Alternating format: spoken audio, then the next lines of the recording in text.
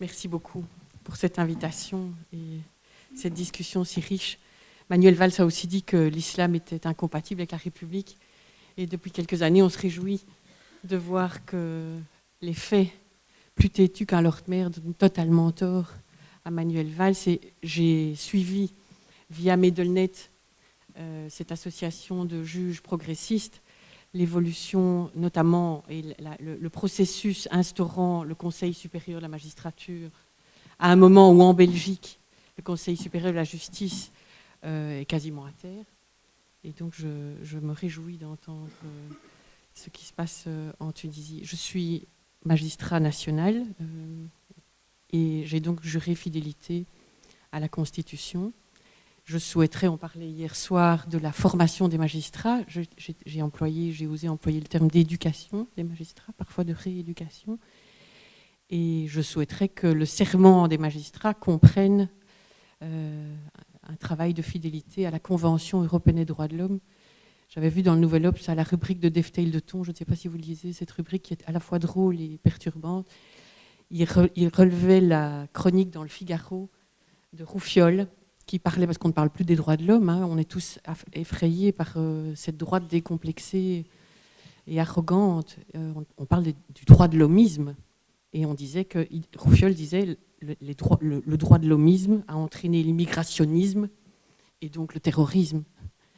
Et donc quand on fait les choses aussi simplement et qu'on est à ce point dans la propagande et que le FN, l'extrême droite, a à ce point gagné idéologiquement et envahi les esprits par cette guerre sémantique qu'il est sur le point de gagner, on ne peut en effet qu'être un peu... je pense être rien plus pessimiste que toi. Je ne vois pas que nous sommes dans un sas. J'ai l'impression que nous sommes dans le sas qui précède le monde des monstres. Mais bon, je ne veux pas trop plomber l'ambiance. J'ai toujours, par rapport à toute institution, ce vieux réflexe d'avoir une grille de lecture en 3 dimensions.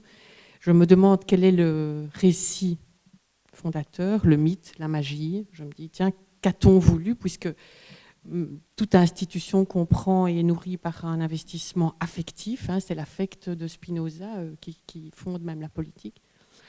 Quel est le récit fondateur ? Comment se présente l'instrument, l'outil constitution, et qu'est-ce qu'il en reste qu'en ont fait les gens ? Alors la question se pose en Belgique de manière tout à fait particulière et de nouveau, vous m'excuserez encore, déprimante.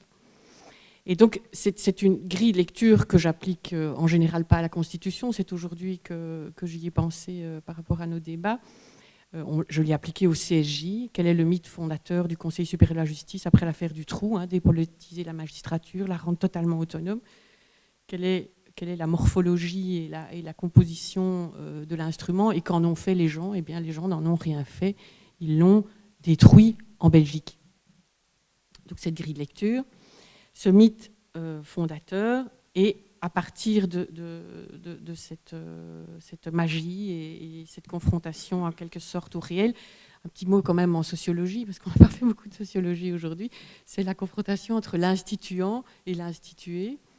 Et la Constitution, c'est ça, le constituant, et puis tout ce qu'il a constitué, qu'en reste-t-il, comment ça évolue, et qu'en avons-nous fait, et que pouvons-nous en faire, et qu'en reste-t-il, quand les temps se présentent de manière aussi hostile qu'aujourd'hui.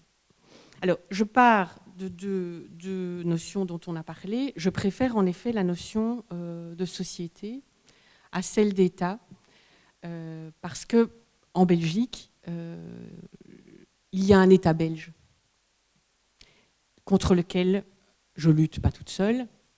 Nous allons lutter parce que nous sommes en connexion pour le moment avec 1111, avec le réseau wallon de lutte contre la pauvreté, avec toute autre chose. Et à un moment, la société belge, je le souhaite, j'œuvre en ce sens. Il y a des étudiants dans la salle, de grâce, au combat, montons au filet et disons que ce qui se présente et ce qui se fait pour le moment ne correspond en rien au récit fondateur, à la magie, à ce que nous voulions tous quand nous avions 16, 14, 18 ans, que sais-je. Ce qui se présente, la positivité, j'adore ce mot, ce qui est posé, saperlipopette par la puissance étatique, cet exécutif obèse et autoritaire qui nous gouverne, et cette puissance économique arrogante au point que le CETA met en place un mécanisme de règlement des litiges où il n'y a qu'une partie demanderesse. L'État est toujours défendeur. L'investisseur étranger a le droit d'être indemnisé pour le préjudice qu'il a subi du fait d'une décision prise démocratiquement. Le bien commun n'est plus seulement arbitré, il est congédié. Donc, dans ce contexte particulier, je préfère en effet la notion de société. Je me réfère évidemment d'abord et avant tout à M. Rousseau, dont je suis une ardente fan, parce qu'il est venu dire en Belgique au mois de février quelle était la place exacte du juge dans la démocratie, ce que, j'adore cette expression aussi, trop peu de gens ignorent dans la magistrature. Et donc cette notion est évidemment Habermas et cette éthique communicationnelle qui fait qu'à un moment, le bien commun ne va pas être le produit, le petit veau du seul exécutif qui a évidemment pris le pouvoir sur le législatif, mais il doit être le produit de tous les acteurs qui, entre deux élections, excusez-moi, je parle à votre place, entre deux élections, font que eh bien, les gouvernants ne sont pas les seuls à avoir la légitimité démocratique et que chacun peut venir contrarier, questionner, mettre en cause et donc enrichir et épaissir la décision finale qui sera dès lors plus légitime, plus épaisse et plus efficace nécessairement puisque les destinataires de la décision y auront quelque part pris une part pertinente. Et donc, dans cette perspective, je souhaite, moi, affaiblir l'État. Évidemment, j'emploie ce mot que c'est vous qui l'avez dit, hein, je prouve que je suis vraiment une fan. Il faut tenir l'État à distance, tenir en respect l'État et les gouvernants, et le Léviathan, museau le Léviathan. Et donc, alors, par contre, j'ai une correction. Vous parlez toujours du juge constitutionnel. Les juges ordinaires font un travail énorme, et en Belgique, la Cour constitutionnelle ne fait plus le job. Et donc, ce sont les juges constitutionnels qui assument cette part du boulot. Je prends un exemple. Vous avez entendu parler de la loi Pot-Pourri 2. La loi Pot-Pourri 2 a eu puisque le but est, à la fois par le problème des finances publiques et le problème législatif, le ministre a décidé d'attaquer la procédure qui est pourtant en général, procédure judiciaire. En général, la procédure, pour moi, c'est la garantie de l'effectivité, de la concrétisation des promesses démocratiques et des droits qui ont été consentis. C'est ça la procédure. Ça n'est pas quelque chose de cher, de coûteux, de long, de chronophage. Ça n'est pas quelque chose... Pour moi, il n'y a pas d'avocat procédurier. Il n'y a que des avocats qui essayent de trouver toutes les solutions pour défendre les intérêts d'un client, même s'il est malhonnête. Je dis que c'est dans les cas où le client est malhonnête que va se poser la question de l'état de droit et de la démocratie, du respect des droits fondamentaux. C'est évidemment quand ça a l'air évident qu'il est possible que ça ne le soit pas et que les professionnels qui sont les gardiens des promesses ont peut-être mal œuvré. Et donc, qu'est-ce que je dis ?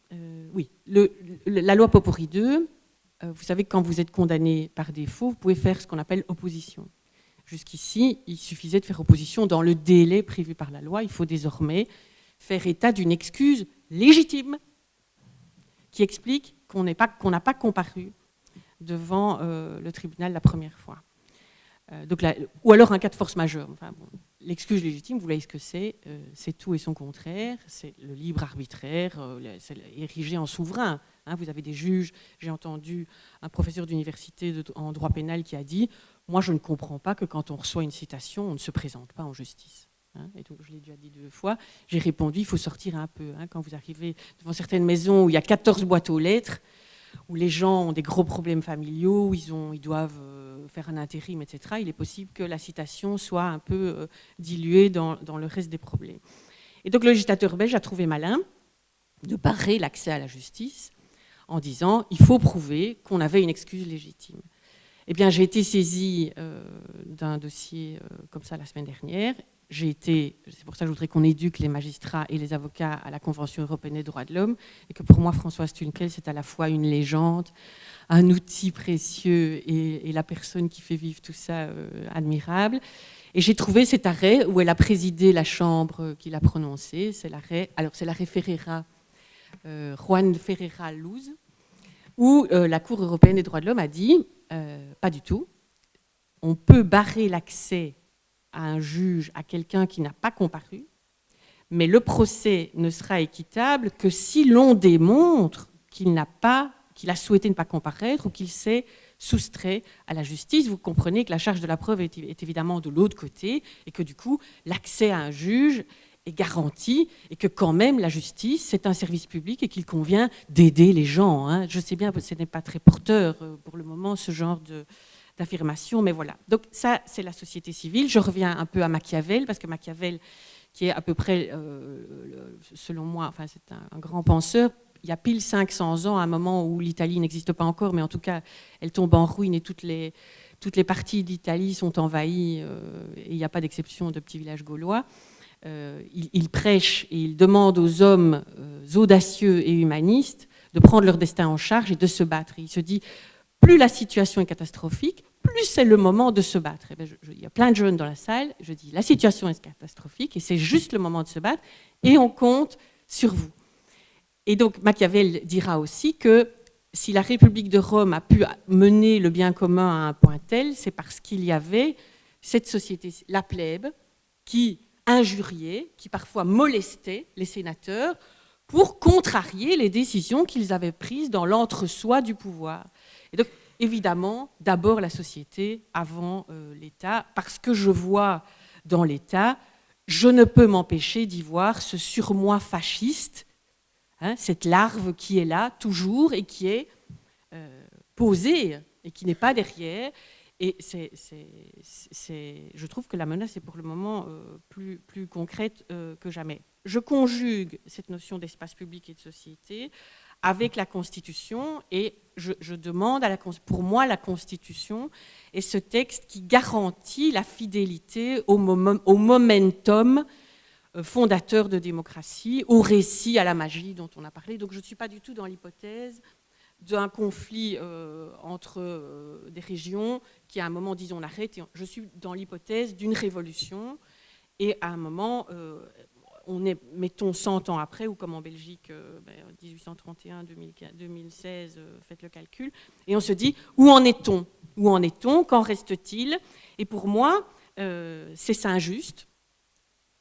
La Constitution impose la révolution permanente, parce que la possibilité de la tyrannie et de la dictature est permanente.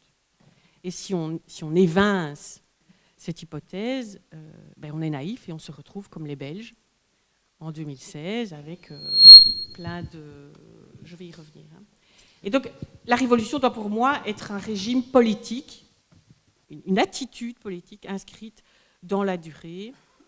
Je ne crois pas à l'idée de post-crise. Je crois que la crise est là, et je crois que la crise est souhaitable. Hein, c'est Claude Lefort, c'est Rancière, c'est le chaos, c'est le fondement de la liberté d'expression. Le chaos est également fondateur de démocratie. Et ceux qui vous disent que il faut voir qu'une seule tête et qu'il faut que tout le monde parle chacun son tour, eh bien, ceux-là sont déjà tentés par l'ordre et donc le contraire de la disputatio de Machiavel. Alors, donc, cette conjugaison, société, constitution, quid en Belgique ? Donc, je vous l'ai dit, à côté de l'état de droit, nous avons l'état belge. Et donc, qu'a-t-on fait de la Constitution ? J'ai 3 points, 3 mots. La Constitution, depuis 40 ans, ne sert qu'à une chose, séparer le pays, stratifier les niveaux de pouvoir, multiplier les niveaux de pouvoir, hein, l'assiette au beurre, que se partagent tous les amis politiques, là, hein, plus il y en a, mieux c'est. Il y a eu la COP21, on est 11 millions de personnes, 3 ministres de l'Environnement, ils ne parviennent pas à tomber d'accord, hein, tout le monde dit qu'est-ce que c'est je mets 3 mots. Le fédéral et puis les 3 entités fédérales. Il n'y a plus de fédéral. Ah oui, elle est. Oui. C'est pire. Et donc, l'environnement est surtout une matière plus une matière régionale, mais c'est vrai que Marguem est intéressé. Donc, ce fédéralisme outrancier, qui quelque part se nourrit lui-même, hein, et alors qu'est-ce qu'on va faire ? C'est quoi le bien commun en Belgique, capitale de l'Europe, des tunnels fermées pendant des mois, des autoroutes qui tombent en ruine. Alors, ces gens qui savent compter et séparer la Belgique n'ont pas réussi à trouver. Ils avaient perdu de vue 4 milliards pour le budget 2017. 4 milliards. Hein. Mais on vous dit, vous êtes du côté de l'idéologie et de l'utopie. Nous, on est les rationnels. 4 milliards. Quelqu'un démissionne ?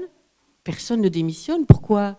Parce qu'en Belgique, non seulement on a la rigidité entre les élections, mais en plus on a le chantage. On a le problème de la proportionnelle, donc si on fait tomber un gouvernement, mais c'est même pas comme en Italie, parce que c'est pire qu'en Italie. Quand un gouvernement élu à la proportionnelle tombe en Belgique, il faut en plus refaire quelque chose avec la menace séparatiste. Et donc quand vous allez voir un ministre et que vous lui dites dans l'accord de gouvernement, il y a ça ne va pas du tout. Il dit, oh, on a un accord de gouvernement. Vous ne voulez pas faire tomber la Belgique ? Si, à un moment, il faudra bien qu'on en passe par là pour revenir aux fondamentaux de la démocratie, tant pis si la Belgique ne correspond plus. Donc, la Constitution ne sert qu'à ça, et d'ailleurs, tous les volets de la Constitution qui parlent de ça sont illisibles. Hein, donc. 2, la Constitution est violée. Quand on parle d'autre chose que de fédéralisme, on la viole. La justice, le constituant 1831 était considéré comme un modèle de progressisme. On avait une justice indépendante, un réel pouvoir, donc, comme disent les Flamands, pas le troisième pouvoir, mais un des 3 pouvoirs, pilier d'équilibre institutionnel, possibilité de contrarier les autres. Qu'en est-il advenu ? Mais rien. On a créé une loi gestion autonome qui a fait de la justice un parastatal. Le ministre de la Justice nous impose désormais des objectifs et évalue nos résultats dont vont dépendre notre financement. Donc on a supprimé l'indépendance de la justice. Alexis vous a parlé tout à l'heure de l'autre, de la violation. Donc, le traité budgétaire qui viole notre constitution, mais ça se fait, j'ai presque fini, la bouche en cœur.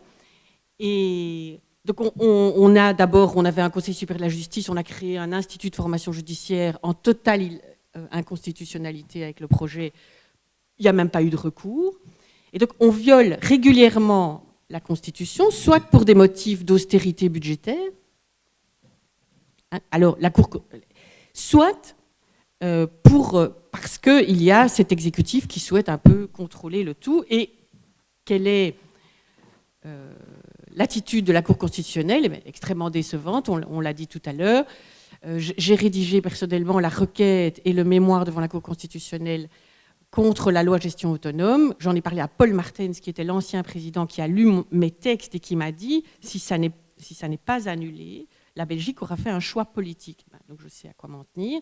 On a fait un choix politique et il est dit en substance que si l'austérité budgétaire commande, eh bien, il n'est pas inconstitutionnel que l'exécutif contrôle le judiciaire. Eh bien, donc voilà, la Cour constitutionnelle ne joue pas le rôle. Et donc, que reste-t-il ? Il reste la société civile. Et mon projet est de fédérer. Parce que, évidemment, jusqu'ici, chacun œuvre dans son secteur. Et donc, la division règne. Et quand on a 100 000 personnes à Bruxelles, c'est phénoménal et tout le monde est très content, mais de l'autre côté, on rit, on se tape sur les cuisses. Donc maintenant, c'est terminé, nous allons nous investir dans un front commun ou dans un front peu commun, comme tu aimes à le dire, c'est très joli en effet. Et donc, alors, la question de la Belgique, en écho, et presque comme les petites rivières font les fleuves, m'amène à poser une question tragique, c'est celle de la Turquie. J'observe en Turquie, donc ce qu'on observe en Turquie, hein, la Turquie qui joue le rôle du sorteur de la boîte de nuit Europe, la boîte de nuit Europe où les gens continuent à danser en consommant encore un petit peu, et de grâce, sans trop d'immigrants dans les rues qui plombent l'ambiance. Et donc on a chargé Erdogan de faire le job, et en échange, évidemment, on ne va pas aller lui chercher des poux dans la tête. Hein. Donc on suspend 3000 juges et on confisque les biens de plus de 2800 juges. Il y a souvent, il faut savoir, en Turquie, beaucoup de couples magistrats. Donc leurs biens sont confisqués et certains sont en prison en couple. et ne sachant pas, je correspondais avec un qui avait 2 enfants de 10 et 12 ans, et donc voilà, les 2 sont en prison, les biens sont confisqués. Alexis m'expliquait hier qu'il a un client qui est, enfin, je travaille professionnel à ta place, un magistrat qui était en vacances en Grèce au moment où avec sa femme, et qui est magistrat aussi, et les enfants sont restés en Turquie chez les grands-parents, et pas de possibilité de faire sortir les enfants. Donc on est là dans la tragédie démocratique gravissime à quelques milliers de kilomètres de chez nous. Mais j'observe ceci, ce sont des juges qui ont confisqué les biens de leurs collègues. Et donc la Constitution, il y a un momentum heureux, presque de béatitude et de magie démocratique qui amène à instaurer une Constitution, à la rédiger et à vouloir pour le pays quelque chose qui devrait être bétonné et qui devrait... Donc c'est ça le défi d'une Constitution, c'est d'empêcher qu'un jour il y ait des juges qui confisquent les biens d'autres juges pour les raisons qu'on sait. Et ça, c'est la tragédie. Parce que la Constitution, si ça marche quand tout va bien, ça ne va pas. Et c'est quand ça ne va pas qu'il faut les moyens. D'où mon désarroi par rapport à notre cour constitutionnelle et à sa jurisprudence. Je l'ai dit une fois devant un juge constitutionnel, j'ai dit désormais, ce sont des arrêts politiques. Voilà. Je vais terminer. Merci beaucoup.